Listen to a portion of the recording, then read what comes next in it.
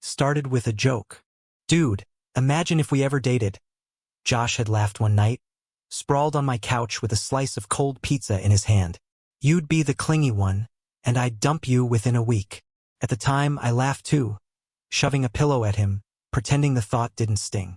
Because that's what best friends do, right? We joke. We banter. We pretend our hearts don't ache when the punchline cuts too close to the truth.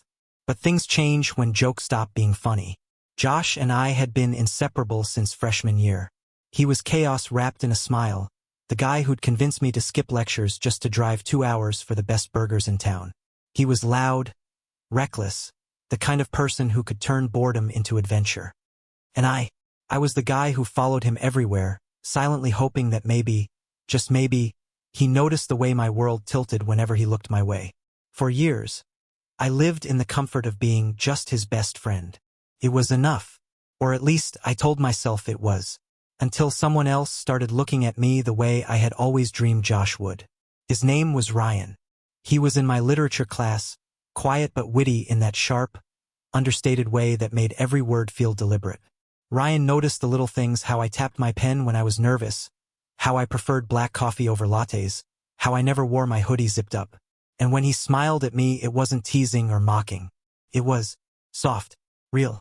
The first time Ryan asked me to grab coffee, I said yes without hesitation. For the first time in years, I felt seen. Josh, of course, didn't take it well. Coffee with Ryan again? He asked one evening, his voice too casual, too sharp. You two are really hitting it off, huh? I shrugged, trying to keep it light. Yeah, he's nice. Easy to talk to. Josh scoffed. Nice? That's your type now? Just some random guy who reads poetry and acts deep. Something in me snapped. Maybe I'm tired of waiting around for people who only treat me like a joke.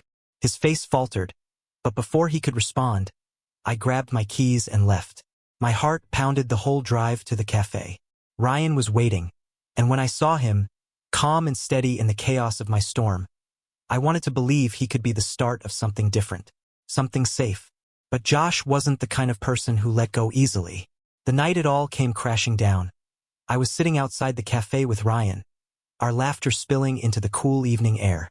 Ryan reached across the table, brushing his fingers against mine in a way that sent warmth spiraling through me. And then, unbelievable, Josh's voice cut through the moment like glass shattering. I froze. Ryan pulled his hand back. Josh stood there, fists clenched, jaw tight, his eyes burning with something I'd never seen before, something raw, almost desperate. Seriously, Alex? He spat. This is what you want? Josh, don't do this. I muttered, my chest tightening. He ignored me, his gaze locked on Ryan like he was a threat. You don't even know him. He's nuts, not me. Ryan stood, calm even in the storm. Maybe that's the point. I swore the world stopped spinning in that moment. When Josh stormed off, I knew I couldn't chase him, not yet, because a part of me was still shaking from the truth that had slipped past his defenses. He didn't want me with someone else because, deep down, he wanted me for himself. The days after were heavy. Josh didn't text, didn't call. Our usual late-night drives, the constant presence of each other, it all vanished. And though Ryan tried to fill the silence, tried to show me that love could be steady, my heart wouldn't stop aching for the boy who used to joke about breaking it. One night, I couldn't take it anymore. I drove to Josh's apartment, my hands trembling the entire way. When he opened the door, he looked wrecked, hair messy, eyes red like he hadn't slept. Why are you here? His voice was flat, but the crack in it betrayed him. Because, I said, stepping inside before he could push me away. You don't get to ruin everything between us and then shut me out. You don't get to act jealous if you don't mean it. Silence. He wouldn't meet my eyes. Josh, I whispered, softer now. Tell me the truth, please.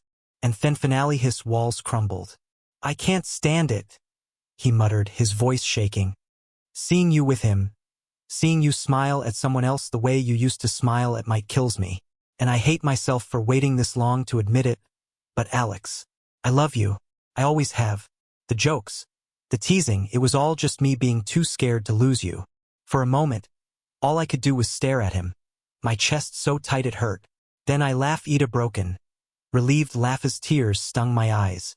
You're an idiot, Josh. Before he could respond, I grabbed his shirt and kissed him.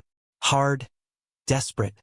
Everything I'd been holding back for years pouring out in that single moment. When we finally pulled apart, breathless, he whispered, "So does this mean I don't have to watch you date Ryan anymore?" I smirked. "Pretty sure Ryan figured that out the moment you barged into the cafe." We both laughed then, the tension unraveling, replaced by something new, something real. It wasn't perfect. We had years of unsaid words and fragile trust to rebuild. But as Josh pulled me into his arms, holding me like he never wanted to let go, I knew one thing for certain. This wasn't a joke anymore. It was the beginning of everything. Thank you for listening. Don't forget to like and subscribe to stay updated with the latest videos.